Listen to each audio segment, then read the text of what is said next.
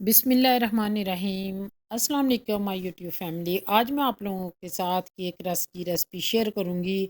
मैंने लिए हैं 3 अदद अंडे और इसको मैंने ब्लेंडर जग में डाल दिया है। इसके साथ 3 अदद अंडे जो लेने हैं रूम टेम्परेचर पे आप लोगों ने लेने हैं, उनको डाल दें। ग्राइंडर जग में हाफ़ कप मैंने कुकिंग ऑयल लिया है जो आम कप होते हैं, और ये हाफ़ कप मैंने लिया है चीनी का।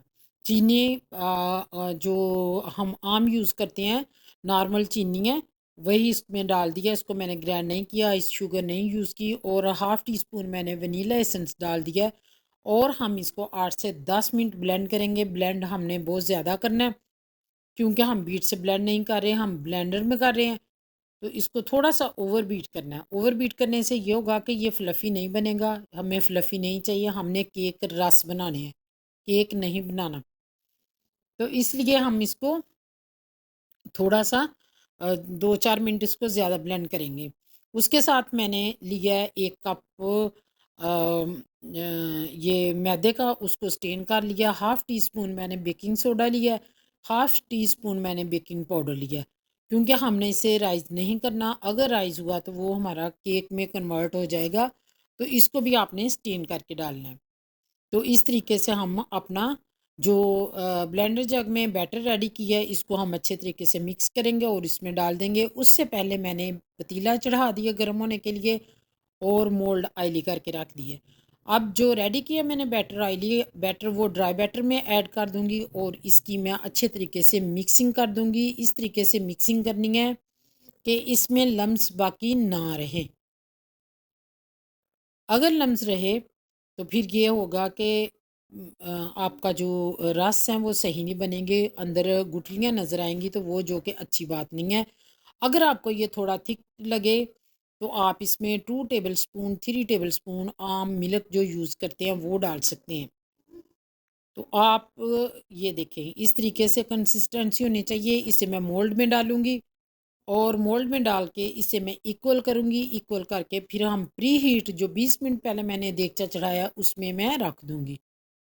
ये इसको अच्छे तरीके से आपने जग को भी साफ़ कर लेना है, स्पून को कर लेना है और आराम से रखना है। मेरे हाथ पे लग गया था, मैंने पतीला चेक किया, प्री हीट हो चुका है। और देखना, हाथ ना लगे, बाजू ना लगे, मेरे हाथ पे लग गया और बहुत देर तक जलन होती रही। फिर उसमें बाद में मैंने सेंसोडाइन मीन के कोई भी पेस्ट आप लगा सकते हैं। अब इसको दम पे रख देना है और 30 35 से 40 मिनट तक। और फ्लेम थोड़ी सी, जो दम लगाते हैं ना चावलों को, उससे थोड़ी सी आपने ज़्यादा फ्लेम रखनी है, थोड़ी सी, बहुत ज़्यादा नहीं। और इसके बाद हम इसको चेक करेंगे और इसको स्टिक से चेक कर लें, छुरी से कर लें, किसी भी चीज़ से, कि देखो अंदर कोई नमी तो नहीं है, बैटर गीला तो नहीं है। स्टिक के साथ अगर कुछ लग के आए तो 5 मिनट और लगवा लें। अब इसको बाहर रख दिया, इसको ठंडा होने दें। ठंडा हो जाएगा थोड़ी देर, 5-7 मिनट के बाद, तो फिर इसको हम मोल्ड से बाहर निकाल लेंगे। ये देखें जी, ये हमारा मज़ेदार सा ये जो केक रस था, इसको हो गए हमारे रेडी। इसकी अब हम करेंगे कटिंग। तो इसको मैं चेक कर रही हूँ कि ज़्यादा फ्लफ़ी तो नहीं हुआ, हमें ज़्यादा फ्लफ़ी नहीं था चाहिए। अब इसकी मैं कटिंग करूँगी। कटिंग हमने इस तरीके से करनी है कि जो हम केक रस शॉप से लेके आते हैं उस तरीके से इनकी कटिंग करनी है, उस तरह की शेप आए। बट इसमें थोड़ी सी मुझसे मिस्टेक हुई है, क्या हुई है आगे चल के दिखाती हूँ। बहुत मज़ेदार बने थे मेरे केक रस, इतने इतने टेस्टी, और इतने टेस्ट, इतना मज़ा मज़े का था ना कि मैं कहती हूँ मैं इसे किसी स्टोर पे दूँ, जनरल स्टोर पे, तो स्टोर वाले रोज़ मुझे ऑर्डर करें कि हमें बना के दें। तो मैं इतना, लेकिन एक छोटी सी मिस्टेक होगी, उसका टेस्ट से कोई तल्लुक नहीं। वो मिस्टेक ये थी कि मैं फूड कलर ऐड करना भूल गई। फूड कलर येलो थोड़ा सा ऐड कर लेते ना। अब हम इनको कटिंग कर लिया है, तो इनको हम 15 मिनट के लिए और रखेंगे। इसको ड्राई करना, अंदर से ये नरम है ना, इनको खुश्क करना है। 15 मिनट के लिए एक तरफ से रखेंगे, 15 मिनट के लिए एक तरफ से रखेंगे। अब इनकी मैं साइड डायरेक्शन चेंज कर रही हूँ। तो अभी वो मैंने चेक किया, अभी फ्लेम, चूल्हा, ये जो पतीला था हमारा ठंडा हो गया था, तो इसलिए थोड़ा सा टाइम ज़्यादा लग गया। तो आपने फ्लेम से थोड़ी सी स्पीड ज़्यादा रखनी है, तो इसको दोबारा इसको लगाओ। अब फिर मैंने लगाया तो वो देखें जी, हमारे मज़ेदार से केक रस हो गए तैयार और इतने मज़े के, देखो फिर भी कितना खूबसूरत कलर आया।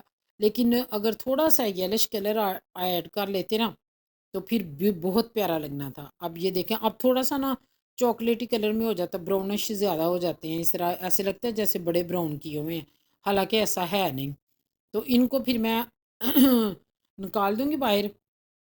10-15 मिनट एक तरफ से लगाने हैं, 15 मिनट एक तरफ से लगाने हैं, और फिर इनको बाहर निकालेंगे। बाहर निकालने के बाद जो दूसरे, क्योंकि ये ट्रे में पूरे नहीं ना आए, तो 2 पोर्शन में मैंने किए हैं।